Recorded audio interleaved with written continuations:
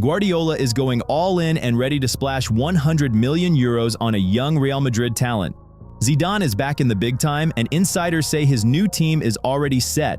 Ter Stegen has decided his future, and it looks like he's found a new club. And Juventus are trying to snatch AC Milan's keeper for free, and this plan could actually work. We're covering all that and more in today's video. Guys, let's try and hit 350 thumbs up on this one. Your support helps us make even better content for you. Let's get right into the latest transfer gossip. Besiktas are working on strengthening their squad for the winter window, and this time Marc-Andre Ter Stegen has hit their radar.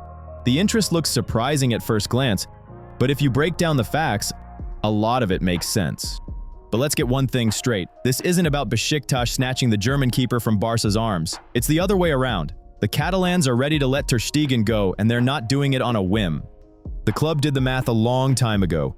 Expensive mistakes in the past have forced them into a state of permanent saving, and now they've got a chance. First off, Barca have signed Joan Garcia, who is young, and more importantly, fits their idea of a long-term rebuild. The club has made it clear that he will be the number one. That means the only place left for Ter Stegen is on the bench. And let's be real, paying a massive salary to a third-choice keeper is a luxury that the current Barcelona can't afford.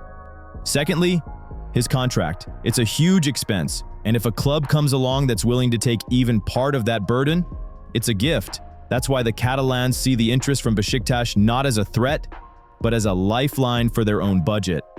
Now, on to the Turks. Fanatic writes that Besiktas are ready to loan Ter Stegen until the end of the season and cover half of his salary for 6 months, around 8 million euros. That's a serious amount by Turkish standards, which immediately shows their intentions. They need Ter Stegen not as a star banner for marketing, but as a genuine number one. And now for the most important part. Where does Ter Stegen himself fit into all this? He's 33. He's had back surgery. Not a single minute on the pitch this season. The 2026 World Cup is breathing down his neck, and Germany has made it crystal clear. Only players who are playing regularly in the second half of the season will make the squad. Sit on the bench at Barca behind Garcia? That means voluntarily giving up on the national team. Go to Besiktas? Regular matches are guaranteed.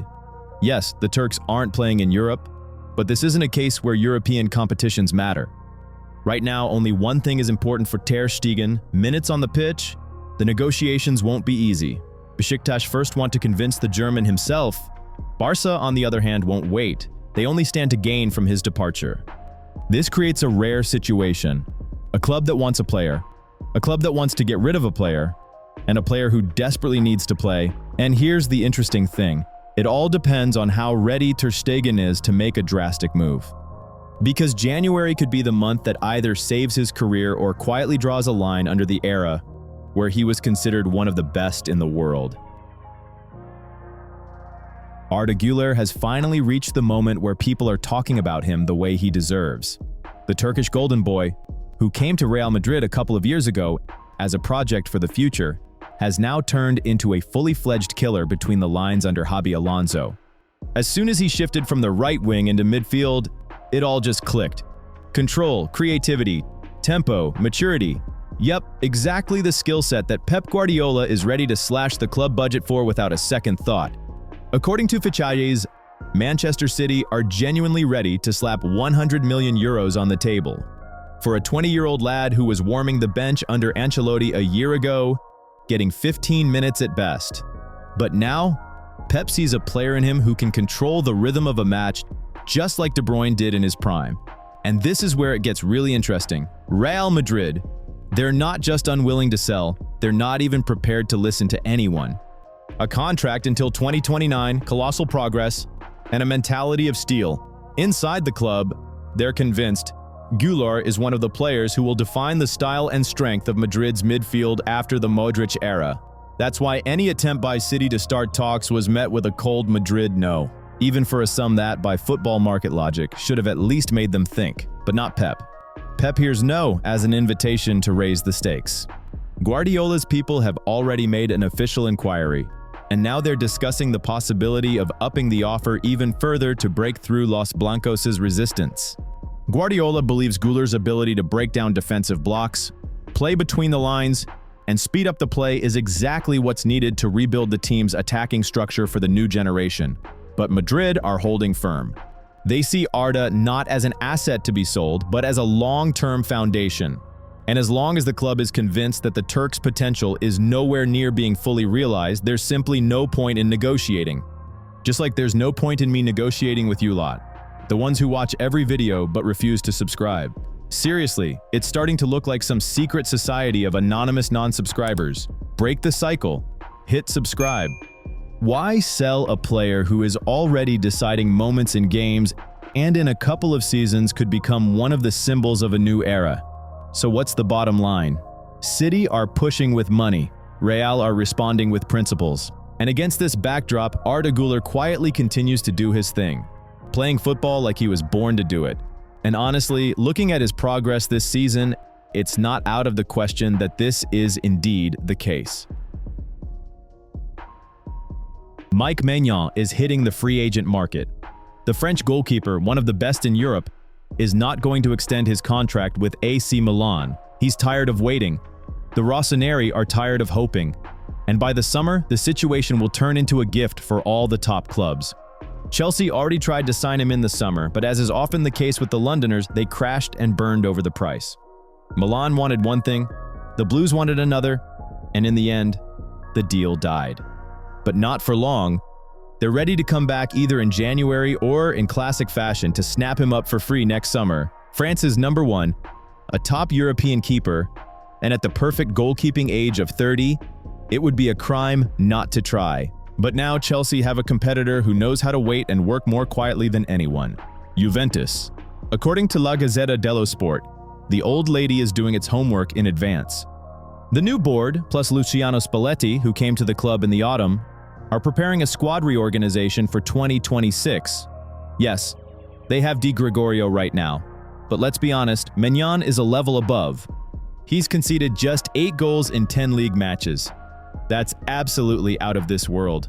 Positional play, command of his box, distribution with his feet, everything is at the level of a keeper that clubs are willing to pay huge money for. And Juve want to sign him for free. Juventus are planning to offer Maignan a 3-year contract with a salary of around 6 million euros a year. That's serious, especially when you compare Turin to Stamford Bridge, where instability, constant rebuilding, and 2 other goalkeepers who cost a fortune are waiting for you. In Turin, they're promising him the #1 spot, stability, and a project under Spalletti. It's no wonder Maignan is already stalling. A new contract from Milan is on the table, but he's in no hurry. And it's not because he doubts the club. It's just that for the first time in a long while, a door's opening for him to a top project where he'll be a key figure, not just another brick in the wall. Now there's only one question.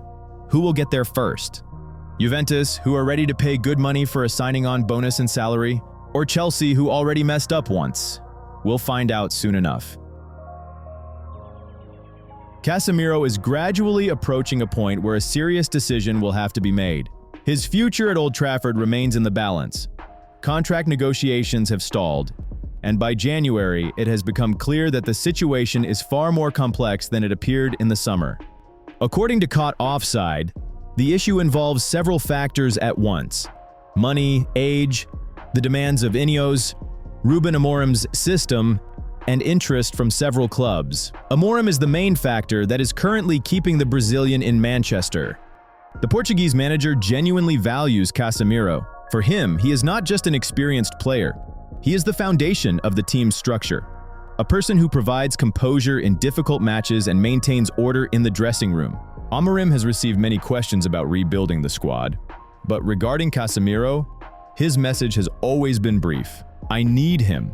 And this is evident in the team's play. But on the other side is Ineos. They immediately made it clear the era of giving large, long-term contracts to players over 30 has ended. They want to reduce the wage bill and correct a skewed structure where older footballers receive huge sums for many years.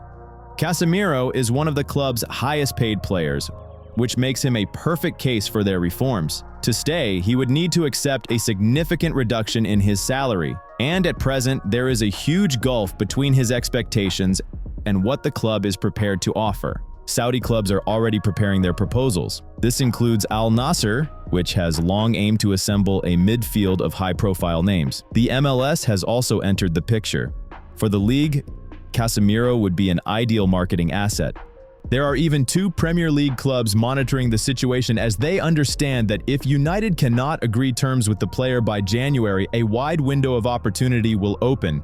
But despite all the discussions, the Brazilian's entourage insists that his priority is to remain in Manchester. He feels comfortable in the team, respects the manager, and believes he can still contribute a great deal. And these are not just nice words. When he is in form, the difference on the pitch is immediately apparent. Casemiro is a rare type of player who combines experience, authority, and the ability to pull the team through in crucial moments. So the question now is not even whether the club wants to keep him.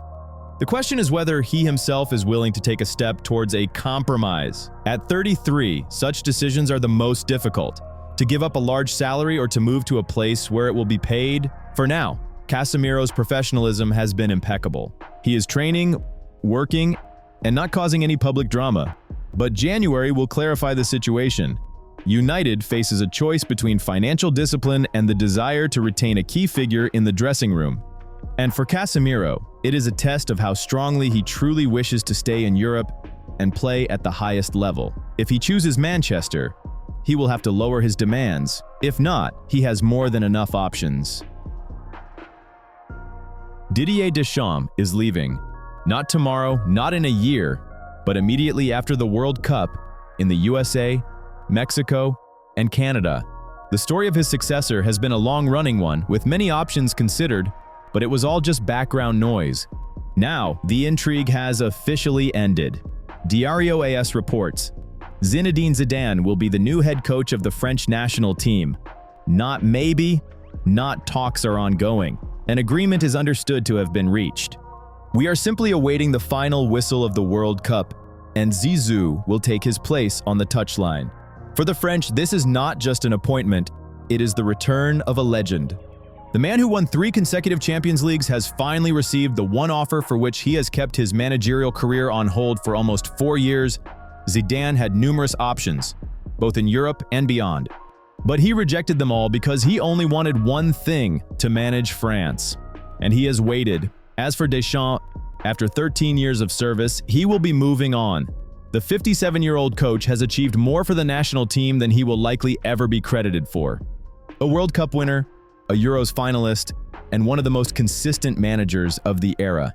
It is logical that clubs from Saudi Arabia are now actively interested in him. The finances there are such that there is little point in debating it. Now, regarding Zidane. This will be his first experience as a national team coach. Friends, let's take a short break for you to like or dislike this episode. Any reaction is important. Thank you for your engagement, it really helps the channel. But let's be honest, if there is one person capable of managing France's star-studded squad while maintaining harmony, it is him. At Real Madrid, he built a team where every ego knew its place and simultaneously felt important. He knew how to extract the maximum from his attacking players, distributed roles effectively, and maintained absolute discipline in the dressing room. A return to Real Madrid is definitely not on the cards, at least not in the coming years. France is his project, his ambition, and it seems precisely the place where he is meant to be. So there we have it, a legend returns. Deschamps departs gracefully, and Zidane's arrival is almost symbolic. And frankly, this French team under Zizou will have such a high potential that all other national teams can start to feel nervous right now.